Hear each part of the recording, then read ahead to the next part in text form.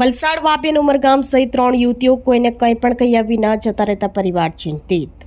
વલસાડ તાલુકાના રોણવેલ લુહાર ફળિયું ખાતે રહેતી 21 વર્ષીય પૂનમબેન જગુભાઈ નાયકા તારીખ 15 માર્ચ 2025ના રોજ દિવેદ ધોડિયાવાડ બબલીબેન કાંજીભાઈ પટેલના ઘરેથી કોઈને કંઈ પણ કહ્યા વિના કોઈ અગમ્ય કારણસર કસે જતા રહ્યા હતા અને આજ દિન સુધી પરત ન ફરતા પરિવાર ચિંતામાં મુકાયા હતા અને આ અંગે પરિવારે વલસાડ રૂરલ પોલીસ મથકે ફરિયાદ નોંધાવી હતી અને યુવતીને કોઈને ભાડ મળે તો નજીકના પોલીસ મથકે સંપર્ક કરવા જણાવ્યું હતું। તેમજ અનેક ઉમરગામ તાલુકાના ગોકુલધામ ગેટ શુભમ એપાર્ટમેન્ટની સામે રહેતી 36 વર્ષીય કબિતા ભગીરથ રાય તારીખ 16 માર્ચ 2025ના રોજ પોતાના ઘરેથી કોઈને કંઈ પણ કહ્યા વિના કોઈ અગમ્ય કારણસર કસે જતા રહ્યા હતા અને આ દિન સુધી પરત ન ફરતા ઉમરગામ પોલીસ મથકે યુવતી ગુમ થયાની ફરિયાદ નોંધાવી હતી।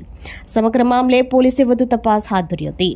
તેમજ વાપી તાલુકાના બલીઠા સાંઈ રેસિડેન્સી ખાતે રહેતી 22 વર્ષીય સમરીન અબ્દુલ કરીમ કુરેશી તારીખ 19 માર્ચ 2025ના રોજ પોતાના ઘરેથી કોઈને કંઈ પણ કહ્યા વિના કોઈ અગમ્ય કારણસર કસે જતા રહ્યા હતા અને આ દિન સુધી પરત ન ફરી હતી। સમગ્ર મામલે વાપી ટાઉન પોલીસ મથકે પરિવારે યુવતી ગુમ થયાની ફરિયાદ નોંધાવી હતી। જે કોઈ વ્યક્તિને યુવતીઓની ભાળ મળે તો સંપર્ક કરવા જણાવ્યું હતું।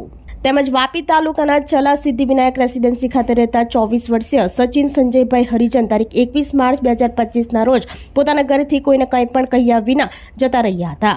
જે પરત ન ફરતા વાપી ટાઉન પોલીસ મથકે પુત્ર ગુમ થયા અંગે પરિવારે ફરિયાદ કરી હતી। જે કોઈ વ્યક્તિને યુવાનની ભાળ મળે તો નજીકના પોલીસ મથકે સંપર્ક કરવા જણાવ્યું હતું।